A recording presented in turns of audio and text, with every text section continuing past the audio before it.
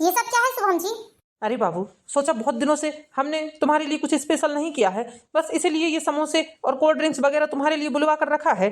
हमें पता है गर्मी बहुत पड़ रही है, तुम ऑफिस से आओगी तो इतनी गर्मी में ठंडी ठंडी कोल्ड ड्रिंक्स और समोसे खाओगी तो तुम्हें बहुत अच्छा लगेगा, सारी थकान मिट जाएगी तुम्हारी। ये लो, जल्दी आओ, मुंह हाथ धुलकर बैठो, आओ हम दोनों मिलकर खाते हैं। मुझे सब पता है शुभम जी, आपने ये सब क्यों किया है आपको पता है। आज मेरी सैलरी आ रही है, बस पैसे लेने के लिए आपने ये सब किया है, मैं अच्छे से जानती हूँ। हाँ हाँ, अब तो तुम ऐसा ताना मारोगी ही मुझे। तुम्हें पता है ना कि मैं कमा नहीं रहा हूँ, मैं ना कमाऊ हूँ, घर में बैठकर खा रहा हूँ, इसलिए तुम मुझे ये सब टाइट पलाची मार रही हो। ऐसा नहीं है शुभम जी, आपको थोड़ी समझदारी होनी चाहिए। घर में कमाने वाली सिर्फ मैं अकेली हूँ, और आपके खर्चे तो इतने ज्यादा हैं कि पूछिए ही मत। आधी सैलरी का पैसा तो पूरा आपके खर्च में चला जाता है। तो मेरे स्वाभिमान को ठेस पहुंचाने की कोशिश कर रही हो आरती। तुम्हें अच्छे से पता है कि मैं कमा नहीं रहा हूँ, मेरी जॉब नहीं है ना, इसलिए तुम मेरे आत्मसम्मान को ठेस पहुंचा रही हो। नहीं नहीं शुभम जी, आप गलत समझ रहे हैं। मैं तो बस आपसे ये बोल रही हूँ कि अपनी फिजूल खर्चे बंद कर दीजिए। देखिए शुभम जी, पूरे 1.5-2 साल होने लगे हैं हम दोनों की शादी को। जब से आप बोल रहे हैं कि मैं नौकरी ढूंढ रहा हूँ, क्या आपको 1.5-2 सालों से कोई भी नौकरी नहीं मिली है? अरे आरती, नौकरियां तो मुझे ढेर मिल जाएं, लेकिन बस मेरे हिसाब की नौकरी नहीं मिल रही है। अब मैं इतना पढ़ा लिखा, इतना होनहार लड़का, भला 10-25 हजार की नौकरी करूंगा तो लोग क्या बोलेंगे? ऐसा नहीं है शुभम जी, कोई भी काम छोटा या बड़ा नहीं होता, बस उसे करने की चाहत होनी चाहिए, अपने काम से प्यार होना चाहिए। कोई नहीं बोलता कि ये काम छोटा है कि बड़ा है। इस महंगाई के जमाने में मेरी कमाई हुए पैसों से अकेले घर गृहस्थी नहीं चल सकती है। मैं आपसे बार बार बोल रही हूँ, आप जाकर कहीं जॉब ढूंढिए। आरती, तुम्हें क्या लगता है कि इस तरह तुम्हारे कमाए हुए पैसों से मैं अपना खर्च करता हूँ? मुझे खुद ही अच्छा नहीं लगता है औरत की कमाई खाना, लेकिन मैं ही क्या कर लूँ, मैं भी तो दर बदर भटकता हूँ ना नौकरी के लिए। मुझे तो ऐसा नहीं लगता है कि आप दर बदर भटकते होंगे नौकरी के लिए। 1-1.5 साल से देख रही हूँ, आप तो चैन से घर में खाना खाते हैं, अपने सारे शौक शांत पूरे करते हैं और घर में पड़े रहते हैं। कब चले जाते हैं भला आप नौकरी ढूंढने? तुम्हें क्या लगता है आरती, तुम्हारे ऑफिस जाने के बाद मैं घर में चैन से बैठा रहता हूँ क्या? ऐसा नहीं है आरती, जैसे ही तुम ऑफिस जाती हो मैं भी घर में ताला डालकर अपनी नौकरी की तलाश में निकल जाता हूँ घर से बाहर। अब तुम्हें बता कर थोड़ी ना जाऊँगा, मुझे कितनी शर्मिंदगी महसूस होती है तो मैं जानता हूँ। अब तुम ये बताओ, मैं इतना पढ़ा लिखा हूँ, इतनी सारी डिग्रियाँ हैं मेरे पास, इतनी सारी डिग्रियाँ लेकर मैं छोटी सी जॉब करूँगा तो ये तो मेरे लिए शर्म की बात है ना। कम से कम मुझे अपनी पढ़ाई लिखाई के हिसाब से जॉब भी तो मिले। देखिए सोम जी, ऐसा नहीं है, कोई भी काम छोटा या बड़ा नहीं होता है। आज आप छोटे से शुरुआत करोगे, भगवान चाहेगा तो कल आपको और ज्यादा तरक्की मिलेगी और अच्छी जॉब मिलेगी। अरे आरती, मैंने क्या कुछ नहीं सोचा था। आज तुम्हारे लिए मैंने कोल्ड ड्रिंक्स बुलवाए, समोसे बुलवाए कि चलो हम दोनों बैठकर पार्टी करेंगे। हम दोनों को एक साथ टाइम नहीं मिलता है, लेकिन तुम हो कि तुम ऑफिस से आते ही दुनिया भर की बकवास चालू कर दिए हो। अरे क्या कुछ नहीं सोचा था मैंने, आज सोचा था कि छोटी सी हम दोनों पार्टी करेंगे और उसके बाद डांस करेंगे, बाहर जाएंगे खाना खाने, और तुम हो कि फालतू की बातें लेकर बैठ गई हो।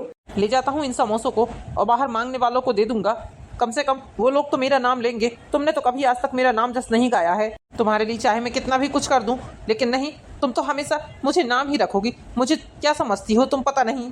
तो हम सच्चाई को स्वीकारिए, यही सच्चाई है, और अपने लिए कोई अच्छी सी जॉब ढूंढिए, क्योंकि आपको पता है कि मैं अब हमारा एक छोटा सा बच्चा चाहती हूँ, क्योंकि 1.5 साल होने लगे हैं शादी को। अब हमारा परिवार भी आगे बढ़ना चाहिए, फैमिली प्लानिंग करनी चाहिए हमें, लेकिन मैं नौकरी के चक्कर में फैमिली प्लानिंग कर ही नहीं पा रही हूँ। मुझे भी माँ बनना है, मुझे भी माँ बनने का सुख चाहिए। ऑफिस जाते रहूंगी तो मुझसे नहीं हो पाएगा ये सब। गर्भवती होने के साथ साथ जॉब में जाना बहुत डिफिकल्ट है, इसलिए आप अपने लिए जॉब ढूंढ लीजिए, क्योंकि मैं दोनों चीजें एक साथ मैनेज नहीं कर पाऊंगी। बस आपको बता दिया मैंने, आप जल्द से जल्द अपने लिए जॉब ढूंढिए। अरे इसकी बात सुनता कौन है? मुझे क्या करना है इसकी बात सुनकर? मुझे तो अपने ऐसो आराम के लिए इससे पैसे ऐंठना है बस। जब मुझे घर बैठे आराम से अपने खर्च के लिए पैसे मिल रहे हैं तो मैं भला जॉब करने क्यों जाऊं? कमा तो रही है मेरी पत्नी, इतना पैसा किसके लिए रखेगी? अच्छी खासी तो इनकम है। यदि 10-20 हजार रुपये इसने मुझे ही दे दिए तो क्या बड़ी बात हुई? मेहनत करना भला किसे पसंद है? किसी को पसंद नहीं है। जब घर बैठे सारे खर्च पूरे हो रहे हैं, सारे ऐसो आराम पूरे हो रहे हैं, तो किसे करना है जॉब? मैं नौकरी ढूंढने जाऊंगा तो 2 दिन के अंदर ही मुझे नौकरी मिल जाएगी, मुझे अच्छे से पता है, लेकिन मुझे नौकरी करना ही नहीं है। आखिर अपनी पत्नी को नौकरी क्यों करवाया है मैंने? इसी कारण तो इसे नौकरी में लगवाया है, ताकि मुझे आराम मिल सके और मैं घर बैठे अपने सारे शौक शान पूरे कर सकूं आराम से। बेड में लेटे लेटे टीवी देखना, आहा, इसका तो आनंद ही अलग है। एसी चलते रहती है बढ़िया, इसका तो मजा ही कुछ और है। बाहर जाकर कमाने की जरूरत मुझे नहीं है, मैं नहीं कमा सकता। ये है शुभम और आरती की शादी अभी 1.5 साल पहले ही हुई है। आरती पढ़ी लिखी होनहार लड़की थी और शादी के पहले एक अच्छी कंपनी में जॉब करती थी। शुभम भी बहुत पढ़ा लिखा है, लेकिन शुभम नौकरी नहीं करना चाहता। इसी के चलते उसके पिता बहुत परेशान रहते थे शुभम के पिता ने कई बार शुभम से बोला कि तू नौकरी कर, लेकिन वो है कि नौकरी करने को राजी ही नहीं रहता था।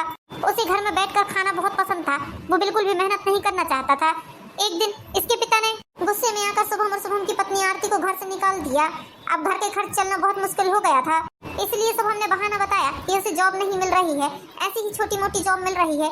इस कारण उसने आरती को फोर्स किया जॉब करने के लिए, और बेचारी आरती अब क्या करे, घर चलाने के लिए कुछ न कुछ तो करना ही पड़ेगा। उसने वापस से अपनी जॉब को ज्वाइन कर लिया। पता नहीं शुभम कब सुधरेंगे, कब अपनी जिम्मेदारी उठाना सीखेंगे। मैं त्रस्त हो गई हूँ इनसे, ऐसे में कैसे चलेगा। मुझे तो ये समझ में नहीं आ रहा है, जिस घर में पति कमाने वाला और औरत घर की गृहस्थी संभालने वाली रहती है वो घर स्वर्ग होता है, और जिस घर में पति आराम करने वाला औरत कमाने वाली होती है वो घर का तो भगवान ही मालिक है। फिर शुभम की इन्हीं हरकतों के कारण मम्मी पापा जी ने हम दोनों को ही घर से निकाल दिया, क्योंकि छोटे भैया और बड़े भैया दोनों ही तकरार करने लगे थे इस बात को लेकर। और बात सही भी है ना, घर में 2 भाई अच्छे खासे कमा रहे हैं और एक भाई बैठकर आराम से खाएगा, तो 2 भाइयों के मन में मैल तो आएगा ही। अपने पति के चलते मुझे भी अपने ससुराल से बाहर निकलना पड़ा। अब क्या करूंगी, कोई मेरा खर्चा थोड़ी ना उठाएगा। मेरी शादी हो गई है, और वैसे भी उन लोगों के भी अपने अपने परिवार हैं। मेरे जेठ देवर सब अपने अपने परिवार में मस्त हैं। उनके घर की औरत औरतों जैसी लगती हैं और आदमी मर्द जैसे लगते हैं, क्योंकि मर्द कमाने जाता है और औरत अपनी सुख शांति से घर गृहस्थी संभालती है। ना ही मैं ढंग से अपनी घर गृहस्थी संभाल पा रही हूँ जॉब के कारण, और ना ही अपने आप पर ध्यान दे पा रही हूँ। अब तो मुझसे सारे रिश्तेदार फोन कर यही पूछने लगे हैं कि गुड न्यूज कब दे रही हो। अब मैं उन्हें क्या बताऊं कि मेरी क्या समस्या है। मेरी सारी सहेलियां माँ बन चुकी हैं। मेरी छोटी बहनों की जो शादी हुई थी मुझसे बाद में, वो भी माँ बन चुकी हैं। एक मैं ही ऐसी हूँ जो 1.5 सालों के बाद भी माँ नहीं बन पा रही हूँ। अब उन्हें क्या बताऊँ मैं कि मेरे साथ क्या समस्या है।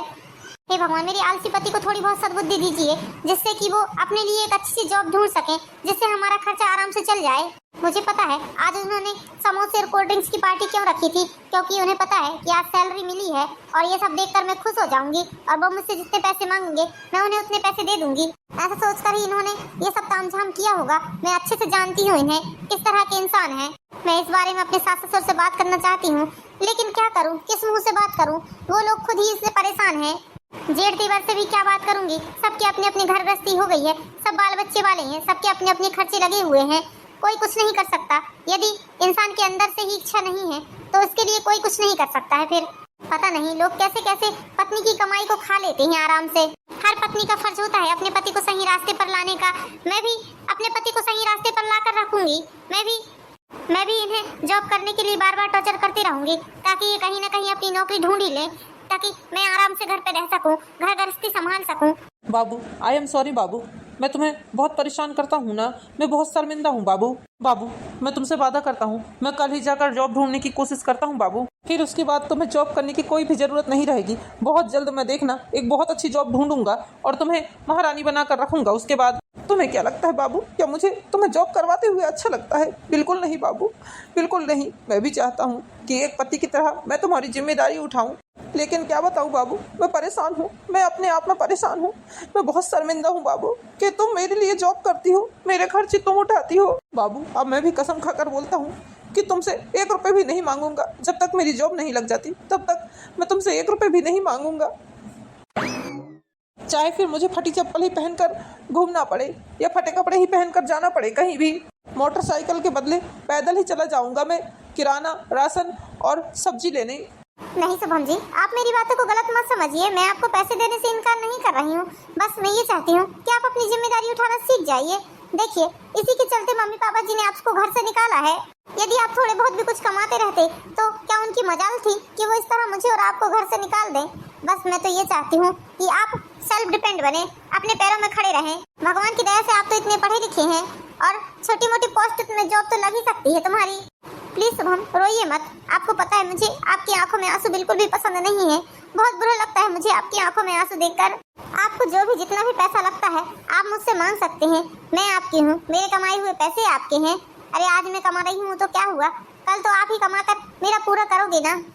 अरे हाँ हाँ, क्यों नहीं, मैं तो तुम्हें कमा कर खिलाऊंगा, घर में बैठाल कर तुम्हें सारे ऐसो आराम का सुख दूंगा। बस एक बार मेरी नौकरी तो लगने दो, फिर देखना तुम किस तरह मैं तुम्हारे जीवन को चमकदार करता हूँ। प्लीज आप रोना बंद करिए, मुझे आपकी आंखों में आंसू बिल्कुल भी अच्छे नहीं लगते हैं। ये हुई ना अच्छे बच्चों वाली बात। गुड बॉय, आप बहुत अच्छे हो।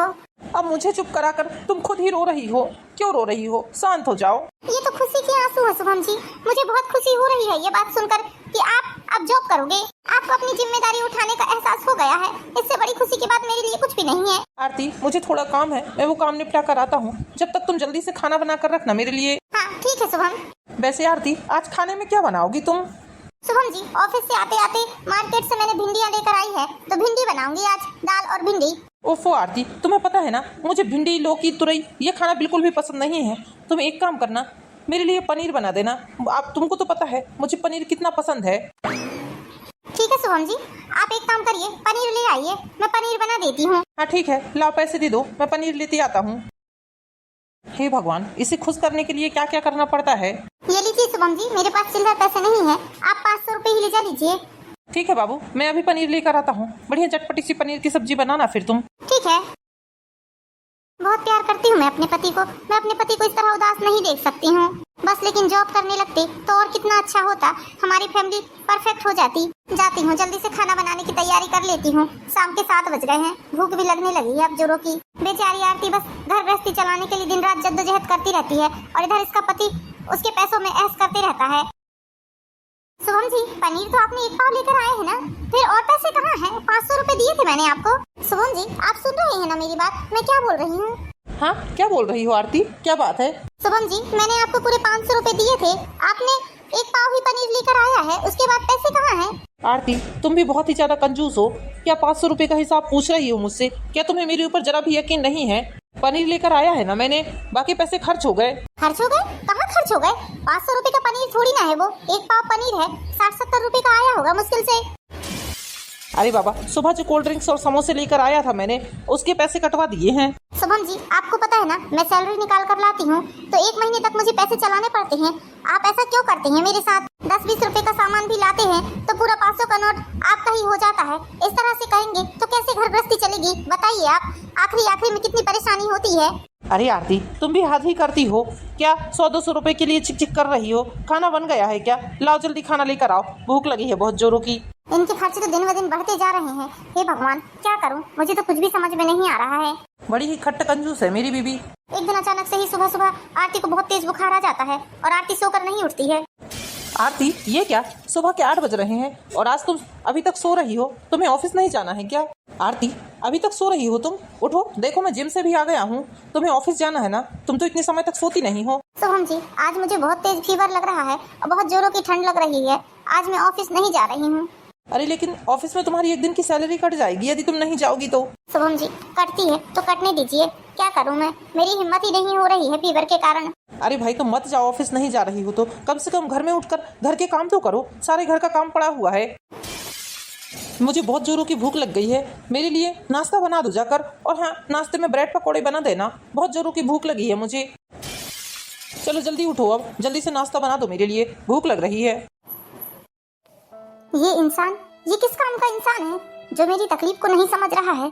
वो इंसान मेरा कोई नहीं हो सकता। इसे मैं बता भी रही हूँ कि मुझे इतना तेज फीवर है, मुझे छूकर देखना तो बात दूर है, मुझे उठाकर घर के कामों में भिड़ाना चाह रहे हैं। जबकि मैं बताते जा रही हूँ कि मुझे इतना तेज फीवर है, फिर भी इन्हें मेरी तकलीफ नहीं दिख रही है। जैसे तैसे हिम्मत करके आरती उठती है और उठकर अपने पति के लिए नाश्ता बनाती है और फिर उसकी हिम्मत नहीं होती तो फिर से आकर वो सो जाती है।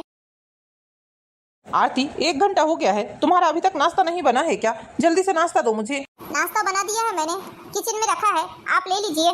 जब तुमने नाश्ता बना दिया है तो मुझे लाकर क्यों नहीं दिया तुमने? वहाँ बिस्तर से आवाज लगा रही हो कि नाश्ता बन गया है, जाकर ले लो। क्या तुमने मेरे ऊपर एहसान कर दिया नाश्ता बनाकर? लगता है तुम्हारे कुछ ज्यादा ही भाव बढ़ गए हैं। कमा रही हो, कमा कर मुझे खिला रही हो, इसका मतलब क्या है? क्या तुम अपने पति की इज्जत करना भूल जाओगी? आरती, ये क्या तरीका है तुम्हारा? क्या पति के साथ ऐसा किया जाता है? नाश्ता बनाकर रख दिया तुमने मेरे ऊपर एहसान कर दिया है क्या नाश्ता बनाकर? देखो शुभम, मेरा सर दर्द से फटा जा रहा है, मैं तुमसे ज्यादा बात नहीं कर सकती। तुमने मुझे नाश्ता बनाने के लिए बोला था, मैंने नाश्ता बना दिया है। जाओ, जाकर नाश्ता ले लो और चुपचाप खा लो। अब मुझे तुम डिस्टर्ब मत करना। अच्छा, तेरी इतनी हिम्मत, तू मुझसे इस तरह से बात करेगी? कमा रही है इसका मतलब ये नहीं है कि तू मेरे सर पर बैठकर तांडव करेगी। एक बात याद रखना, तू मुझे कमा कर खिला रही है, इसका मतलब ये नहीं है कि तू मेरे साथ गलत व्यवहार करेगी और मैं बर्दाश्त कर लूंगा। मैं बिल्कुल ऐसा व्यवहार बर्दाश्त करने वाला नहीं हूँ। और मैंने तुझे क्या बोला था? मैंने तुझे ब्रेड पकौड़े बनाने के लिए बोला था और तूने क्या बना कर रखा है मेरे लिए? पोहा, सूखा पोहा। शुभम, मैं प्लीज तुम्हारे हाथ जोड़ती हूँ, पैर पड़ती हूँ, तुम यहाँ से चले जाओ। मेरी बिल्कुल हिम्मत नहीं है बात करने की। सर दर्द से फटा जा रहा है, ठंड से सारा शरीर कांप रहा है मेरा। तुम्हें दिखाई नहीं दे रहा है? इतनी गर्मी में कंबल ओढ़कर सोई हूँ मैं। एक तो मेरी उठने की हिम्मत नहीं हो रही है और दूसरा तुम मेरे साथ बहसबाजी कर रहे हो। तुम्हें नाश्ता खाना इतना ज्यादा जरूरी है तो जाकर बना लो, मुझे क्यों परेशान कर रहे हो? नहीं, अब तो मैं अपनी जिद पर आ गया हूँ। मैं तेरा पति हूँ, कोई तेरा गुलाम नहीं हूँ कि तू जो कहेगी वैसा मैं करूँगा। अब तो मैं बिल्कुल पोहा खाने वाला नहीं हूँ। तुझे मेरे लिए ब्रेड पकौड़े ही बनाने पड़ेंगे। बीमार काहे का बीमार है तू? औरतें कभी बीमार नहीं होती। अरे तुम्हें नहीं खाना है तो चले जाओ, कहीं होटल में जाकर खा पी आओ। जाओ, मुझे परेशान मत करो, मैं तुमसे बात करने के मूड में बिल्कुल भी नहीं हूँ। एक बात याद रख ले तू, औरत पैर की जूती होती है और जूती को पैर में ही रखा जाता है, उसे सर पर नहीं रखा जाता है। तू ये मत समझना कि तेरे टुकड़ों पर पल रहा हूँ मैं तो तू मुझे गाय ढोर जैसा खाना पीना खिलाएगी पिलाएगी। एक बात याद रखना तू, मैं इस तरह से जीवन जीने वाला नहीं हूँ। अरे मुझे ठाठ से जीना है, ठाठ से जीता हूँ मैं। तुम मुझसे ये तो नहीं पूछ रहे हो कि आरती तुम्हें कैसा लग रहा है, कि तुम्हें काढ़ा बनाकर दे दूं, कि तुम्हें गोली दे दूं? ये तो नहीं पूछ रहे हो, उल्टा नाश्ता बनाने के लिए कितना परेशान कर रहे हो मुझे। अरे क्यों पूछूंगा मैं बिल्कुल नहीं पूछूंगा, बिल्कुल भी नहीं पूछूंगा मैं। औरतों के तो ये नाटक होते हैं, जिस दिन उन्हें काम नहीं करना रहता है उस दिन वो बिस्तर पकड़कर सो जाती हैं और बहाना बताती हैं कि सर दुख रहा है, बुखार आ गया है, कमर दुख रही है। अच्छी भली हट्टी कट्टी तो दिख रही हो तुम्हें कहाँ से बुखार आ जाएगा भला? जो तुम बोल रहे हो ठीक है, मैं मानने के लिए तैयार हूँ, बस तुम शांत होकर यहाँ से चले जाओ। मैं अभी तुमसे बिल्कुल भी बहसबाजी करने के मूड में नहीं हूँ। तू ये बता कि तू मेरे लिए ब्रेड पकौड़े बना रही है या नहीं? और हाँ, ना कहने की हिम्मत करना मत अब, वरना तेरे जैसे लोगों को सुधारना मुझे बहुत अच्छे से आता है। ठहर जा, तू ऐसे नहीं मानेगी। तेरी अकल कैसे ठिकाने लगाना है वो मैं अभी बताता हूँ तुझे। हे भगवान, कैसा आदमी है ये, कैसा पति है मेरा। एक तो नाकारा निकम्मा, मेरी कमाई पर पलने वाला है और ऊपर से मुझे इतना धौंस जमा रहा है, मुझे समझता भी नहीं है। अरे पति ऐसा थोड़ी ना होता है, पति अपनी पत्नी को समझने वाला होना चाहिए। जब मुझे सबसे ज्यादा जरूरत इसकी थी तो इसने मेरे साथ ऐसा व्यवहार किया। इसने अपनी असली औकात दिखा ही दिया। आज इसकी इन्हीं हरकतों के कारण इसके माँ बाप ने इसका शादी ब्याह करके इसे घर से निकाल दिया। ठहर जा, तू ऐसे मानने वाली नहीं है। तुझे कैसे ठीक करना है ये मैं बताता हूँ तुझे। अरे इसे तो खून निकल आया, कहीं मर तो नहीं गई ये? मैंने लगता है गुस्से में कुछ ज्यादा ही मार दिया इसे, ज्यादा ही जोर के पड़ गया लगता है डंडा। एक काम करता हूँ, डॉक्टर को घर में बुलाता हूँ और बताता हूँ कि ये सीढ़ियों से गिर पड़ी है, इसलिए इसे इतनी ज्यादा चोट आई है। डॉक्टर घर में आकर इसका इलाज करा देगा, पट्टी लगा देगा। शुभम आरती का खून देखकर डर जाता है और तुरंत ही डॉक्टर को फोन लगाकर उसे बुला लेता है। डॉक्टर आता है, मरहम पट्टी करता है और चला जाता है। इतनी देर में शुभम के माता पिता भी शुभम के घर आ जाते हैं। शुभम अपने माता पिता को देखकर हैरान रह जाता है। बहू, अब तुम्हें कैसा लग रहा है बेटा? तुम ठीक तो हो ना? हाँ बेटा, कैसी है तू? तुझे अच्छा तो लग रहा है ना? बोल बेटा, कुछ तो बोल। मम्मी जी, पापा जी, ऐसी जिंदगी से तो मौत भली, भगवान मुझे मौत ही दे देता तो अच्छा रहता। ऐसे नीच निशाचर इंसान के साथ रहना मतलब जीते जी नरक भोगना है। आप लोगों ने तो अपने बेटे की शादी करवाकर अपने सर से बोझा उतार दिया और मुझे इसके पल्ले बांध दिया है। ऐसे नाकारा निकम्मा आदमी के साथ मैं नहीं रह सकती, मैं बिल्कुल नहीं रहूंगी ऐसे निकम्मे इंसान के साथ। अरे माँ, बाबूजी, आप लोग यहाँ इस समय बिन बताए? चुप कर बेशरम, तुझे जरा भी शर्म नहीं है? इसने शान से आकर खड़ा हो रहा है हमारे सामने, तेरी हिम्मत कैसे हुई बहू पर हाथ उठाने की? अरे तू आदमी नहीं जानवर है, जानवर। अरे बाबूजी, लेकिन आप मुझे क्यों भला बुरा सुना रहे हैं? मैंने आखिर ऐसा क्या किया है जो आप मुझे इतना कुछ सुना रहे हैं? माँ, आपने मेरे ऊपर हाथ क्यों उठाया? मेरी क्या गलती है भला? अरे बेशरम नाकारा निकम्मा इंसान, तुझे हमने शादी ब्याह करके अलग कर दिया ताकि तू अपनी जिम्मेदारी समझ सके। अरे पापी इंसान, तूने ये साबित कर दिया कि तू इंसान कहलाने के लायक नहीं है। भगवान अच्छा होता कि तुझे रेंगने वाले कीड़े मकोड़े या गधा घोड़ा गाय कुत्ता आदि बनाकर पहुंचाता तो कम से कम तुझे पैसे कमाने ही नहीं पड़ते। जिस तरह की तू हरकत कर रहा है ना, जानवर ही इस तरह की हरकत करते हैं। अरे नीच निशाचर, कितनी बुरी तरह मारा है तूने बहू को। पापी, तुझे नर्क भोगना पड़ेगा, देख लेना तू। और हाँ, तुझे अब तो भगवान से मैं यही दुआ करती हूँ कि भगवान तुझे इंसान का जन्म कभी ना दे, बस कीड़े मकोड़े जानवरों का जीवन दे दे तुझे, ताकि तू उन्हीं की तरह रहे। फूल जैसी बच्ची पर इतना अत्याचार किया तूने, इतनी अच्छी पत्नी तुझे रास नहीं आई, बेचारी कितना ख्याल रखती है तेरा। अरे निकम्मे, तुझे 1.5 साल से बैठा कर खिला रही है वो। शर्म कर शर्म, औरत की कमाई खा रहा है ना कमाऊ। थोड़े बहुत अपने हाथ पैरों को चला, 4 पैसे कमा। अरे कब तक बहू तेरी जिम्मेदारी उठाती रहेगी? धरती का बोझ है बोझ तू। मैं माँ होकर तुझे ये श्राप दे रही हूँ कि जा, तू कभी भी सुखी नहीं रहेगा, कभी सुखी नहीं रहेगा तू। अरे एक फूल सी बच्ची का दिल दुखा रहा है तू, कितनी बुरी तरह, कितनी बेरहमी से मारा है तूने उसे। तू आदमी कहलाने के लायक नहीं है, तुझे तो फांसी की सजा दे देनी चाहिए। मैंने समधी समधन जी को फोन लगा दिया है, वो आते ही होंगे, आएंगे और तुरंत अपनी बेटी को यहाँ से ले जा लेंगे। वो तो कमाती धमाती है, वो तो कहीं भी रहेगी तो आराम से ऐश की जिंदगी जी लेगी। तू देख, तुझे तो हमने भी अपने घर से और अपनी प्रॉपर्टी से बेदखल कर दिया है, और आज तुझे पालने वाली तेरी पत्नी भी इस घर से चली जाएगी। अब तू किसके भरोसे रहेगा? बता, कौन तेरा पेट भरेगा अब? हाँ, इस नाकारे निकम्मे लड़के की यही सजा है। ये जीवन भर अकेला रहेगा। अब देखते हैं कि कहाँ रहेगा, क्या खाएगा, कौन इसको इतने ऐसो आराम से पालेगा। बहुत शौक है ना तुझे घर बैठे ऐश करने का, अब करना। किसके पैसों में ऐश करेगा? अरे जब 4 पैसे कमाने के लिए घर से बाहर निकलेगा ना, तब तुझे समझ में आएगा। कितने दिन खिलाएंगे तुझे तेरे दोस्त यार? दिन, 2 दिन, 4 दिन, 15 दिन, महीना भर। उसके बाद तुझे कौन करेगा? कौन तेरा पूरा करेगा? कौन तुझे खिलाएगा पिलाएगा? अरे पापी देख लेना, एक एक दाने के लिए मोहताज ना हुआ ना तू, तो मेरा भी नाम शीला देवी नहीं, मेरी एक माँ की हाय है तुझे, बद्दुआ है। नहीं माँ, ऐसा मत बोल। मैं तेरा बेटा हूँ, भले ही नाकारा निकम्मा जैसा भी हूँ, लेकिन तेरा बेटा हूँ। चुप कर, अपनी इस गंदी जुबान से इसे माँ मत बोल। माँ शब्द तेरे मुंह से अच्छा नहीं लगता है। बस समधी समधन जी पहुँचते ही होंगे, देखना वो आकर अपनी बेटी को ले जाएंगे और हफ्ते भर के अंदर तेरे पास में तलाक के कागजात भी आ जाएंगे। माँ, बाबूजी, मुझे माफ़ कर दो, सच में मुझसे गलती, बहुत बड़ी गलती हुई है। आइंदा से मैं ऐसा नहीं करूँगा। मैंने बहुत बड़ी गलती की है आरती पर हाथ उठाकर। ऐसा मत करिए माँ। अरे चुप कर, ये मगरमच्छ के आंसू किसी और को दिखाना। जिस समय हम लोग तुझे घर से निकाल रहे थे, तब भी तूने यही बोला था कि मैं ऐसा कुछ नहीं करूँगा, अब मैं कमाऊंगा धमाऊंगा, अपने पैरों में खड़ा होकर दिखाऊंगा। तूने क्या किया इतने सालों से, ये बता। साल सवा साल हो गए तुझे घर से बाहर निकाले हुए, क्या किया तूने? क्या अपनी मेहनत की एक चारनी भी जोड़ी है? तू कुत्ते की वो पूछ है जो 12 साल में भी सीधी नहीं होगी, इसलिए तुझे मौका देना बेकार है। और बेशरम, हम लोगों से क्या माफी मांग रहा है? तू हमारा नहीं, तू बहू का गुनहगार है, उससे माफी मांग। हो सकता है तेरे थोड़े बहुत पाप धुल जाएंगे। आरती, मेरे गुनाह माफ़ी के लायक नहीं है, लेकिन आरती, मैंने जो भी किया गुस्से में किया, मुझे माफ़ कर दो आरती। आइंदा से मैं ऐसी गलती कभी नहीं करूँगा। आरती, मैं तुमसे वादा करता हूँ, कल से मैं जॉब ढूंढने के लिए जाऊँगा और छोटी बड़ी जो भी जॉब मुझे जॉब मिलेगी वो जॉब मैं करूँगा। अब तुम्हें जॉब करने की कोई ज़रूरत नहीं है, मैं जॉब कर लूँगा, तुम घर पर आराम करो। नहीं, अब तुम्हें कोई मौका नहीं दे सकती मैं। आरती, बस एक मौका दे दो मुझे, एक मौका दे दो आरती, आखिरी मौका दे दो आरती। मैं तुम्हारे सामने हाथ जोड़ रहा हूँ, गिड़गिड़ा रहा हूँ। आरती बहुत देर तक कुछ सोचती है, फिर सोचने के बाद आरती एक मौका और देती है अपने पति को। ठीक है, यदि तुम इतना पछता रहे हो तो तुम्हारे पास 2 महीने का समय है। 2 महीने के अंदर तुम अच्छी जॉब ढूंढकर पैसे कमा कर दिखाओ, तब मैं समझूंगी कि हाँ, तुम एक जिम्मेदार इंसान हो गए हो, घर की जिम्मेदारी उठाने लायक हो गए हो। तभी मैं तुम्हारे बारे में कुछ सोच सकती हूँ। अभी तो मैं अपने माता पिता के साथ जा रही हूँ, और हाँ, जब तक मुझे ये समझ में नहीं आएगा कि हाँ, अब तुम घर गृहस्थी संभालने लायक हो गए हो, तुम्हें जिम्मेदारी उठाना आने लगा है, मेरी जिम्मेदारी आराम से उठा सकते हो, तब तक मैं इस घर में आने वाली नहीं हूँ। मैं अपने माता पिता के साथ आराम से रह लूंगी, क्योंकि मैं कमाती हूँ, मैं भी पल जाऊंगी, अपने माता पिता को भी पाल लूंगी। लेकिन तुम जैसे इंसान को बिल्कुल नहीं पालूंगी। नहीं नहीं बेटा, इस इंसान को मौका मत दे तू, ये इंसान सुधरने वाला नहीं है, इसे इसके हाल में छोड़ दे। तेरी इतनी बड़ी जिंदगी पड़ी है, अरे तू कमाती है, अपने पैरों में खड़ी है, इसे छोड़कर तू एक अच्छे से इंसान को चुनना अपने जीवन साथी के रूप में। इतनी बड़ी जिंदगी ऐसे ही नहीं गुजरती है बेटा। मम्मी जी, भले ही सुबह मुझे एक ATM मशीन की तरह देखता हो, लेकिन मैं उसे बहुत प्यार करती हूँ। मैंने उसे अपना सब कुछ सौंप दिया है, इसलिए मम्मी जी, इसे एक मौका देना तो बनता है मेरा। इस तरह आरती ने अपने पति को एक मौका दिया।